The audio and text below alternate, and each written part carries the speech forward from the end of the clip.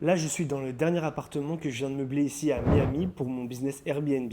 Et je voulais profiter d'être dans ce contexte pour répondre à une question qu'on me pose très souvent. Combien ça coûte de lancer un business Airbnb? Et la vérité, c'est qu'il n'y a pas qu'une seule réponse parce que tout dépend de ce que vous voulez construire. Dans cette vidéo, je vais vous expliquer les différentes étapes pour comprendre combien ça coûte de démarrer réellement un Airbnb. On va parler de l'objectif, du marché, du type de bien ainsi que du niveau de prestation et je vais vous donner des exemples concrets avec mes propres chiffres. Et surtout à la fin, je vais vous expliquer comment savoir si vous êtes réellement prêt ou pas à vous lancer parce que c'est souvent là que pas mal de gens font des erreurs. La première erreur que je vois tout le temps, c'est les gens qui demandent le budget avant de définir leur propre objectif. C'est comme demander combien coûte une voiture.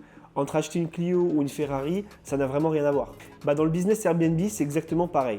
Il y a des personnes qui veulent juste 500 000 ou 2000 euros par mois en plus en complément de leur activité principale, par exemple. Et il y a des personnes qui veulent vraiment créer une entreprise, scaler, avoir plusieurs appartements, voire plusieurs dizaines d'appartements et construire un vrai business. Et forcément, entre ces deux options, le budget n'a rien à voir. Moi, par exemple, quand je me suis lancé, c'était juste pour tester. Et puis rapidement, j'ai vu que je voulais créer un vrai business avec ça et j'ai décidé de me lancer à 100%. Et ça a changé complètement ma façon d'investir. Donc avant même de parler d'argent, la première question à se poser, c'est quel est votre objectif? Ensuite, il y a un facteur énorme, le marché. Commencer en France, aux États-Unis ou dans un pays étranger, ce n'est pas du tout le même budget. Aux États-Unis, par exemple, les loyers sont souvent plus élevés, mais les revenus aussi plus élevés. En France, certaines villes peuvent être plus accessibles, mais ça dépend aussi de la régulation et si on décide d'aller dans une grande ville ou en province. Je sais que si on compare avec la Côte d'Ivoire ou Dubaï, par exemple, ce sont encore deux marchés totalement différents. Donc avant de parler chiffres, il va falloir choisir un terrain de jeu. Parce que le même projet peut coûter 3 fois plus ou 3 fois moins selon l'endroit. Troisième élément important, la clientèle que vous allez viser. Est-ce que vous voulez faire du low cost à la EasyJet?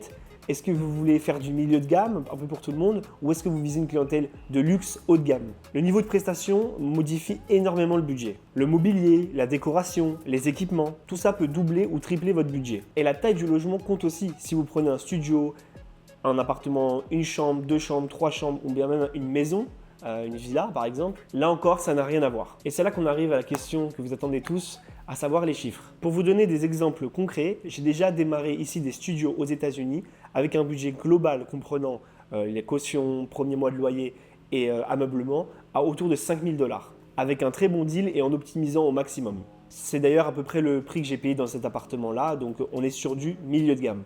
En France, j'ai même eu des appartements où j'ai commencé avec moins que ça, autour de 3 500, 4 000 euros, c'est aussi possible. Maintenant, sur des prestations un peu plus haut de gamme, j'ai déjà investi jusqu'à plus de 20 000 $ pour un seul appartement avec deux chambres. Donc vous voyez déjà l'écart possible. Il ne faut surtout pas oublier certains coûts. Je parle du dépôt de garantie, des premiers loyers, dans certains cas on demande aussi les derniers loyers, de l'ameublement, des équipements type électroménager par exemple, et des petits accessoires en plus ainsi que des imprévus, car ça peut arriver. Dans ce business, il faut savoir qu'il y a toujours des surprises. Ce qu'il faut bien comprendre, c'est que le budget n'est pas vraiment le problème. Le vrai problème, c'est la stratégie. Un mauvais projet, même avec beaucoup d'argent, peut totalement échouer. Un bon projet avec peu d'argent peut totalement réussir. Ce qui fait la différence, c'est le marché, le deal, la gestion, l'expérience client et surtout le mindset. Donc, ce qui est important, si vous voulez commencer, surtout ne vous bloquez pas sur un chiffre. Posez-vous plutôt ces trois questions. Quel est mon objectif? Combien de temps je veux consacrer à ce business? Et quel niveau de risque je suis prêt à prendre? Et ensuite seulement, on parle budget. Alors bien sûr, si tu n'as que 200 ou 300 euros pour commencer, ça va être compliqué, donc il faudra mettre un peu d'argent de côté. Mais en tout cas, ces trois questions, c'est vraiment la base. Si vous voulez lancer un business Airbnb ou comprendre comment structurer un projet rentable, je partage mon expérience sur cette chaîne. N'hésitez pas à vous abonner. Et si vous voulez qu'on regarde votre projet ensemble, j'ai mis un lien en description. Vous pouvez réserver un créneau pour un call stratégique Airbnb avec moi. Et je vous dis à très bientôt pour une prochaine vidéo.